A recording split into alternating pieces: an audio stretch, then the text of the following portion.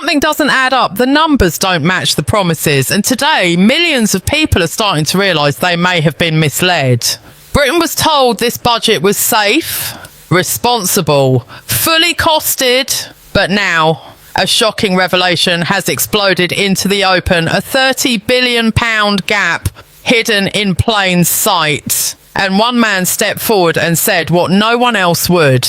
Nigel Farage has exposed a bombshell that could tear apart Labour's credibility and shake public trust to its core. And what's emerging now raises serious questions about honesty, leadership, and who will really pay the price. For weeks, the Labour Party stood confidently in front of the country and promised stability. They said their budget was responsible. They said every figure had been checked.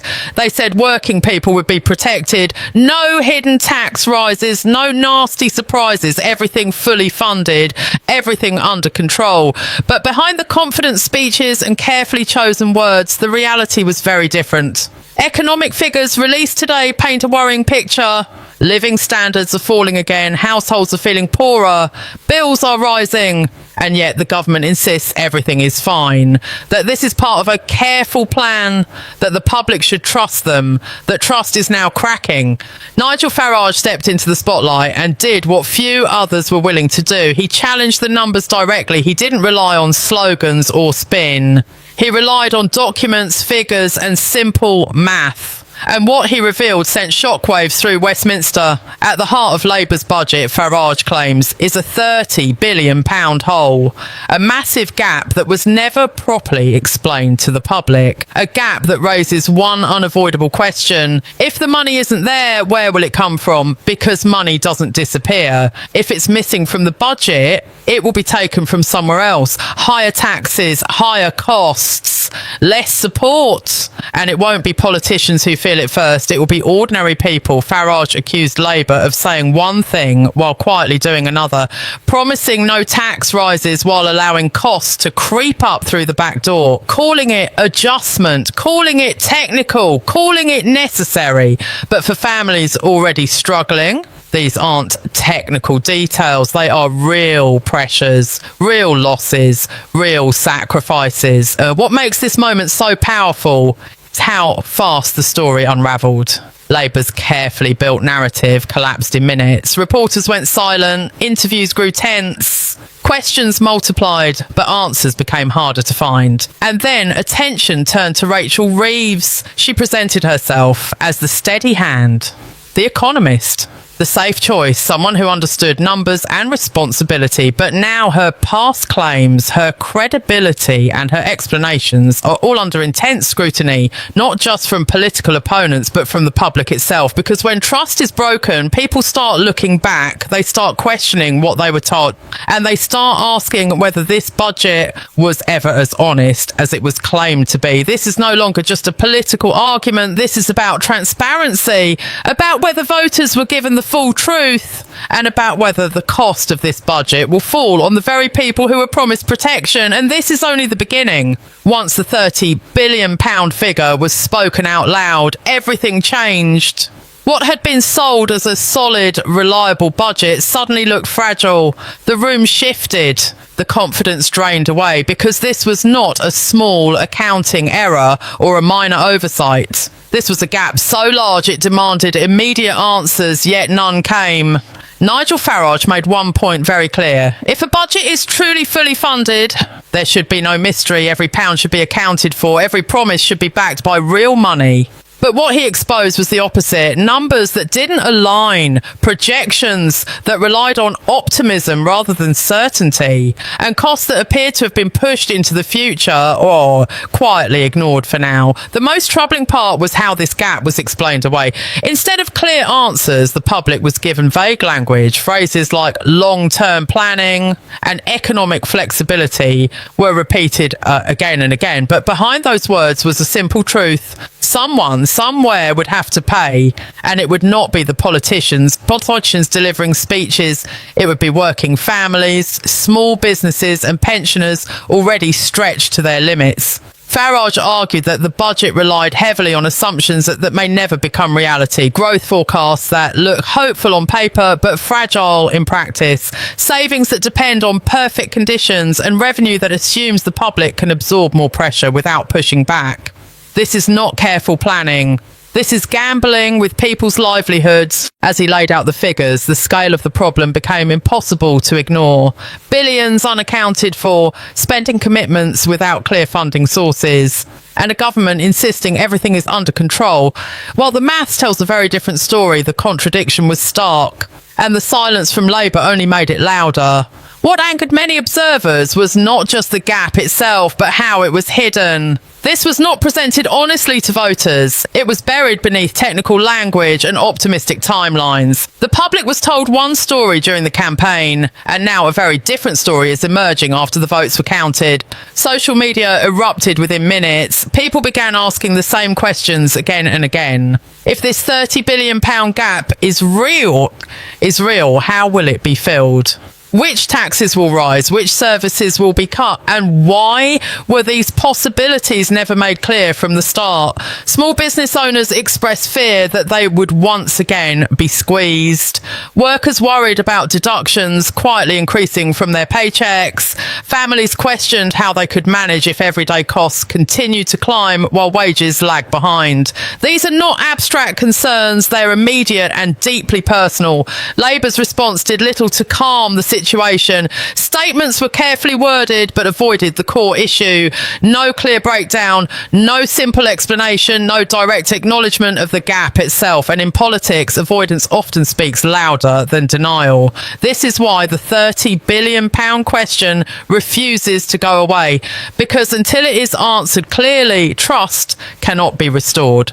And the longer the silence continues, the more it appears that this was not a misunderstanding but a deliberate choice to withhold the full truth. The pressure is building, the public is watching closely, and every day without answers makes the fallout more severe. As the fallout from the £30 billion revelation spread, attention shifted from the numbers themselves to the people responsible for defending them. Because when a budget begins to unravel, it is credibility that collapses first. And right now, Labour's leadership is struggling to hold the line. Rachel Reeves had built her image carefully. She presented herself as the expert, the economist, the steady hand who understood how money works. That image was central to Labour's message. Voters were asked to trust her judgment, her experience and her honesty. But the growing contradictions have made that trust harder to sustain. Past claims are now being revisited. Statements once accepted without question are being examined more closely. How long she worked at the Bank of England, what her role actually involved, how her experience was described to the public. On their own, these details might seem small, but when combined with a budget surrounded by unanswered questions, they take on far greater weight. Because this is not just about one figure on a CV or one line in a speech. It is about a pattern of presentation that appears stronger than the reality behind it. And when the public senses that image matters more than accuracy, confidence begins to erode. Nigel Farage focused directly on this point. He argued that if voters were misled about qualifications and experience, they may also have been misled about the budget itself, not through outright lies, but through exaggeration, selective truth, and careful wording designed to reassure rather than inform. Meanwhile, the pressure on Labour's wider leadership continues to grow. Keir Starmer, who positioned himself as a calm and responsible alternative to chaos, now faces a narrative he cannot easily control. Each interview becomes more tense. Each question about funding becomes harder to deflect, and each attempt to move on only draws more attention back to the unanswered £30 billion gap. What makes this moment particularly dangerous is timing. Households are already under strain. Inflation has eaten away at savings, interest rates have punished homeowners, and businesses are cutting back. Against this backdrop, any hint of hidden costs or future tax rises feels like a betrayal. Across the country, frustration is turning into anger. People are no longer willing to accept reassurances without evidence. They want clear numbers, clear explanations, and clear accountability. They want to know why they were told one thing only to discover another after the fact. Commentators who once dismissed criticism as political noise are now hesitating because the questions being asked are not ideological, they are practical. If the budget is fully costed, show the maths. If taxes will not rise, explain how the gap will be filled. If nothing has been hidden, why does everything feel so unclear? The longer these questions remain unanswered, the more damaging the silence becomes. Trust, once lost, is not easily regained, and in politics, credibility is everything. Without it, promises mean nothing, and authority fades quickly. This is the danger Labour now faces, not just criticism from opponents, but doubt from the very people they asked to believe in them. And as that doubt spreads, the crisis deepens. What is unfolding now goes far beyond party politics. This is no longer a simple clash between rivals or a noisy debate inside Westminster. This is a moment of reckoning, a moment when the British public is asking whether honesty still matters in leadership and whether promises made during campaigns can be trusted once power is secured. The £30 billion gap has become more than a number. It is a symbol of uncertainty, confusion and fear about what comes next. Because when governments fail to explain where the money will come from, people assume the worst. And history has taught them to be cautious. Working families are already doing the maths at their kitchen tables. They are looking at food bills, energy costs, rent and mortgages and wondering how much more they can absorb. Small business owners are asking whether new costs will quietly appear in the form of fees, charges or tax changes. Pensioners are worrying about whether support they rely on will be reduced to balance the books. These concerns are not driven by ideology. They are driven by lived experience. People have seen this before. Grand promises followed by quiet reversals. Reassurances followed by explanations about why sacrifices are necessary. And every time it happens, trust weakens further. Nigel Farage may have been the one to raise the alarm, but the reaction shows this issue has struck a nerve. The questions now being asked belong to millions. Why was this gap not clearly explained from the beginning? Why were voters told there would be no hidden tax rises? And why does the budget feel like it is unravelling only after scrutiny began? Silence is no longer an option. The demand for transparency is growing louder by the day. People want clarity, not spin. They want straight answers, not carefully managed statements. And they want leaders who are willing to admit mistakes rather than hide behind technical language.